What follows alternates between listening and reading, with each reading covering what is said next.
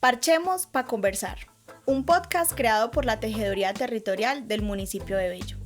Un espacio donde exploraremos la esencia de nuestra comunidad bellanita.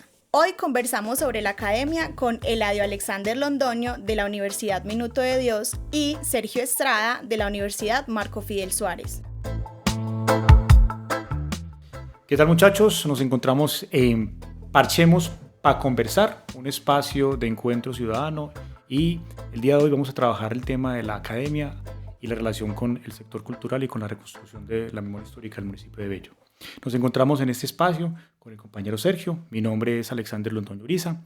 La idea es que en principio nos presentemos para que sepamos básicamente y para que el público participante pueda saber quiénes somos, a qué nos dedicamos, qué instituciones representamos, y finalmente entonces empezamos a conversar alrededor de esa relación academia y sector cultural, alrededor de la memoria histórica del municipio de Bello. Sergio, ¿cómo estás? Muy bien, Alex, muchas gracias por la invitación a la tejeduría. Y nada, soy Sergio Estrada, soy analista de la institución universitaria Marco Fidel Suárez, llevo 26 años ya en la institución, soy filósofo, soy especialista en mercadeo y bueno, y otras tantas cosas más. Y bueno, Alex, eso soy. Bueno, mi nombre, como lo dije al principio, Alexander Londoño Uriza, historiador y magíster en Historia de la Universidad Nacional de Colombia, sede Medellín. En estos momentos ocupo el cargo de director del Centro de Educación para el Desarrollo de la Corporación Universitaria Minuto de Dios. Estoy en la institución desde el año 2018 y pues bueno, nada, con muchas ganas de aprovechar este espacio para que conversemos y para que aprendamos un poco más. Este espacio que nos permite la tejeduría territorial en el Nodo Norte, específicamente en el municipio de Bello. Hombre, Sergio, pensando un poco en esa relación de la academia y del sector cultural, ¿vos qué pensás? ¿Qué tan importante es la academia en ese espacio? ¿Sí? Y ¿qué tanto puede colaborar con la comunidad? No, es fundamental, Alexander, y es fundamental por una razón. Estas instituciones de educación que llegan al municipio, que están en el municipio, de alguna u otra manera conocen ese historial de qué ha pasado en este municipio. Si no, no se establecerían acá, ¿cierto? Y en ese sentido, pues obviamente ha crecido, o ha tenido que crecer un conocimiento sobre qué es lo que pasa en las personas y en las comunidades. Las instituciones de formación superior no llegan a un territorio simplemente para formar o para hacer determinados asuntos en especial o para llenarse de plata. Llegan porque hay unas razones y unas necesidades. Eso le pasó, por ejemplo, a nuestra institución, a la institución universitaria Marco Fidel Suárez. Se funda en el municipio de Bello en el 85-86, época de violencia en este municipio, una época bastante fuerte, donde habían bandas como Los Monjes, etcétera, donde era muy reconocido más el municipio por criar sicarios que por hacer verdadera educación. Entonces a Monseñor Gustavo Calle Giraldo, que es uno de nuestros fundadores, pues le da la idea por convocar a las fuerzas vivas del municipio en esa época y decirles, venga, aquí necesitamos es que haya otras oportunidades, otras alternativas, abramosle la puerta a la educación superior.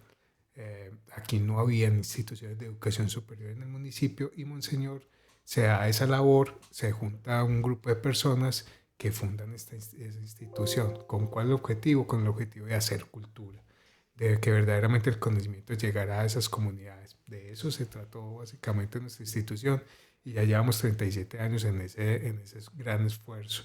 Cuando en este municipio hace 36 años pues no llegaba el 10% de la población que ingresaba a la educación superior. Hoy ya tenemos, pues hoy ha crecido, ya el porcentaje está en el 18% y aquellos que recién se gradúan, de esos 100 que se gradúan en un año ya entran 41, ya es mucho decir. Y eso ha hecho las instituciones como Uniminuto, como San Buenaventura, como nosotros. Eso es lo que ha hecho en este municipio, es abrir las puertas para que estas personas tengan otras alternativas, otras posibilidades por fuera de esas negativas. ¿Sí?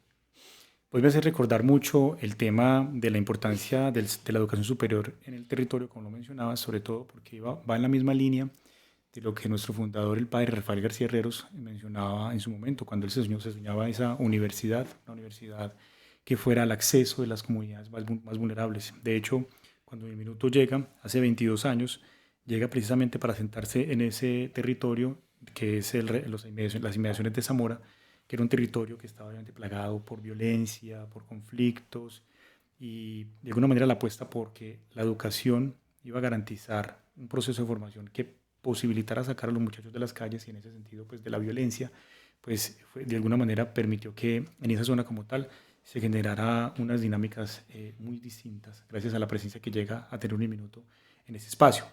Pero entonces, en ese tema de la difusión y de la preservación de la historia del municipio, que también se conecta con la academia y la importancia, me llama mucho la atención también ese tema de conectarlo con lo que llaman el rigor disciplinar y cómo la academia está para también apoyar esos procesos que vienen adelantando los jóvenes del municipio, ¿sí? Entendiendo que ellos se organizan, tienen representaciones artísticas particulares, manifestaciones culturales también, pero que también requieren de esa formación heurística, disciplinar, ¿cierto? Que les posibilite de alguna manera pues como potenciar mucho más ese trabajo que hacen con las comunidades. Entonces, celebro mucho lo que mencionas alrededor de esa importancia que tiene la academia en la relación con la construcción del pasado histórico del municipio, ¿sí? Porque de alguna manera sí estamos completamente conectados con lo que mencionabas y también con esa misión o esa visión que tenía nuestro fundador en Uniminuto, el padre Rafael García Herreros. Agradecimiento a nuestro talentoso equipo y colaboradores que hacen posible este podcast. A la compañía ACEP, a Confama por su apoyo y a los invitados de este capítulo. ¿Tú qué crees? ¿Qué tipo de áreas de investigación podríamos priorizar en ese ejercicio de comprender la historia del municipio? Y de alguna manera, ¿a qué implicaciones nos podría llevar? Es decir, esa importancia, esas líneas de investigación, ¿qué aspectos podrían decantar? Bueno, principalmente tiene que haber un proceso de investigación sobre los fenómenos que ocurren, ¿cierto? Que han ocurrido, pero vistos como lo está viendo la tejeduría en este momento, en un proceso de conversación, pero en un aspecto positivo. O sea, ¿qué rescatamos de esa memoria histórica del municipio que nos permite ser mejores? No simplemente para quejarnos, para dolernos.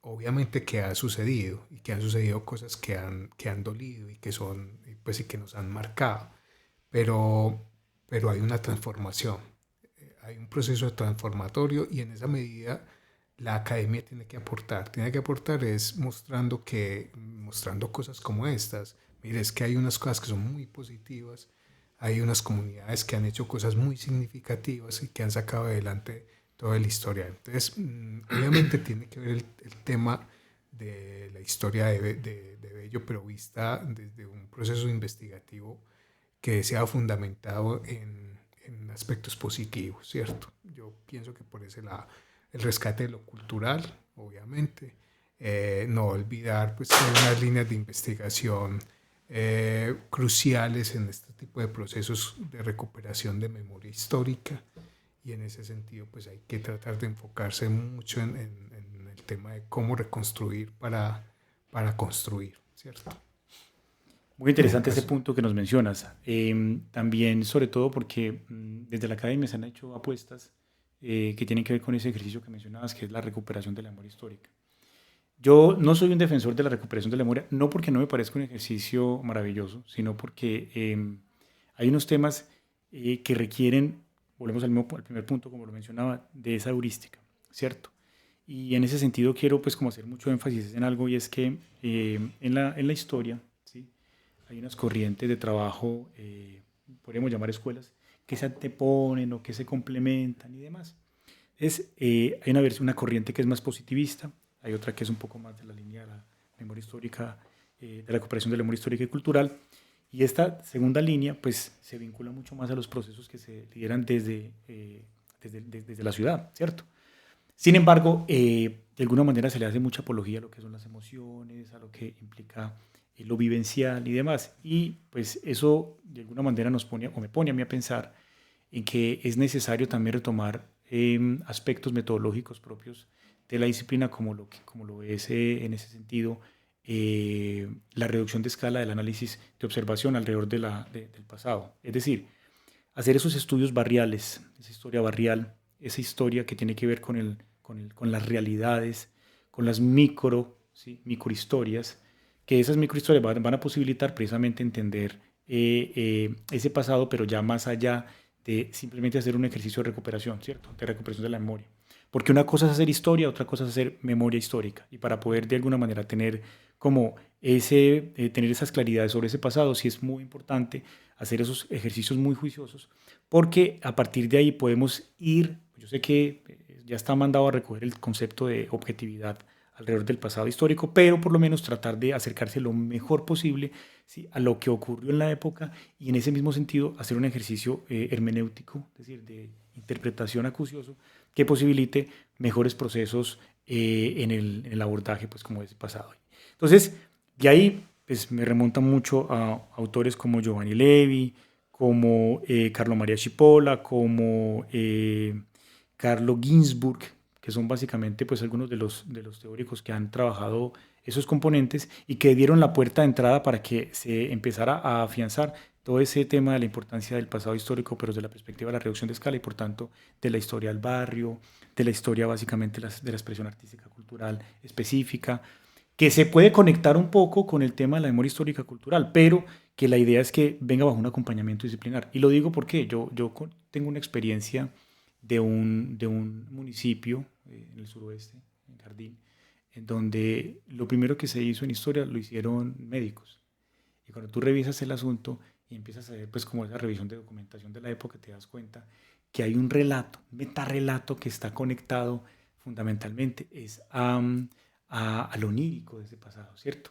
Y hay una aproximación, ellos hicieron un ejercicio muy juicioso, pero hay una aproximación que no contempla, por ejemplo, unos vacíos documentales. Entonces, por ejemplo, ellos piensan que la fundación del municipio se dio en 1863 y resulta que se dio en 1864, no en mayo, sino en diciembre. Y en el municipio las fiestas están por a mitad de año. Entonces es muy interesante porque ese metarrelato de alguna manera genera unas formas de identidad e identificación en el territorio, pero que posiblemente no están conectadas a un proceso del pasado tácito, sino a un ejercicio que está más mediado por una interpretación que careció de esa heurística disciplinar. Entonces, por eso yo creo que ahí tenemos una presencia, una importancia en los ejercicios que adelantan los grupos juveniles, artísticos y culturales del municipio, porque ellos tienen una intencionalidad, unos esfuerzos muy interesantes, pero ellos mismos han llamado a la academia, venga, vincúlense, venga, articúlense, porque realmente necesitamos que ustedes también hagan procesos de apropiación, ¿cierto?, dentro del trabajo que venimos haciendo en la comunidad. Eso me parece muy importante porque ese tipo de elementos van a posibilitar que técnicamente las competencias de estos grupos de alguna manera se fortalezcan, pero también tengan un mejor impacto en términos de los procesos de producción de apropiación, pero también de incidencia en el territorio, etc. Entonces, celebro mucho pues, esa parte porque creo que vamos conectados con lo que menciona, ¿cierto? Una pregunta, ¿cómo puede la academia involucrar a la comunidad en el proceso de construcción, de difusión del conocimiento histórico? O sea, es decir, ¿crees que ese proceso de apropiación que a veces está mediado por temas de medición de ciencias, ¿cierto? Temas también de producción académica, en este caso artículos, productos, artículos de revista, capítulos de libros, o más bien ejercicios que redunden en la transformación de territorio como la transferencia de conocimiento? Es decir, ¿cómo puede la academia aportar a esos procesos y qué tan efectivos y eficaces pueden llegar a ser? Yo pienso que son los dos, Alex. Yo pienso que no se pueden quedar los libros y las investigaciones y las publicaciones, no se pueden quedar en los anaqueles de las bibliotecas y no pueden ser solamente objeto de una consulta por Google Scholar o cualquiera de ese tipo de medios. No, yo pienso que tiene que ser muy cercana a las comunidades, muy reales. Tiene que ver mucho con la transferencia del conocimiento, pero también con ese bicho que se le pega a los muchachos cuando ven que los otros se preparan y se forman. Yo tengo una experiencia muy significativa, eso fue el año pasado, finales del año pasado. Estaba un señor sentado afuera de la parte académica y estaba con un muchacho. Entonces yo le pregunté, bueno, pues ya los atendieron, ¿no? Sí, ya nos atendieron. Ah, qué bueno, listo. Viene con su hijo, sí, es que yo soy egresado de acá. Ah, sí, qué bueno. Ah, usted es egresado. Sí, señor, yo soy egresado. Mi papá estudió acá, yo estudié acá y ahora traigo a mi hijo que se va a matricular para el próximo semestre. Entonces ya llevan 3 generaciones, ¿entiendes? Entonces, ¿cómo rescatamos cómo se le va pegando a los muchachos ese bichito de estudiar, de salir adelante, de tratar de vincularse con lo académico, con la investigación? Pienso que por ese lado hay que trabajar mucho y que la academia de alguna u otra manera tiene que llegar de esa forma. O sea, ¿cómo hacemos para pegarle el bichito a la gente? ¿Cómo hacemos para que estos muchachos, esta población juvenil y adulta también, por qué no, que está llegando también al municipio, se interese por hacer cultura, por hacer historia, por hacer ciencia, por hacer investigación, por hacer tecnología, esas nuevas tecnologías? De esa manera pienso yo, no la concibo de otra forma, no la concibo solamente con la investigación pero aplicada, una investigación que no se lleve mucho tiempo y que de alguna manera pueda entrar en las comunidades, no para decirles lo que ellas ya saben, sino para rescatar eso que ellas saben y convertirlo en saber de la universidad. Así nos lo pensamos nosotros en el tema de extensión, por ejemplo. Nosotros no creemos que la institucionalidad tiene el saber, que la academia tiene el saber. No es que el saber lo construimos fue con la sociedad.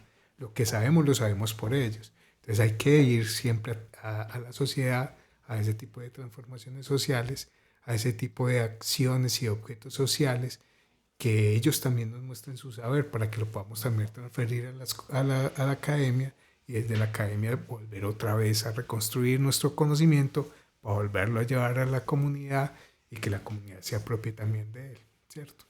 Excelente reflexión. Tú me haces recordar algo y es, el año pasado participé de un foro, ¿cierto?, que se hizo en el área metropolitana, ¿cierto? Y en ese foro era un foro en donde se estaba trabajando el tema del dato, ¿sí? Y habían unos actores culturales. Tuvimos la participación como sector académico, no solamente Uniminuto, sino algunas universidades pues, del Valle de Aburrá.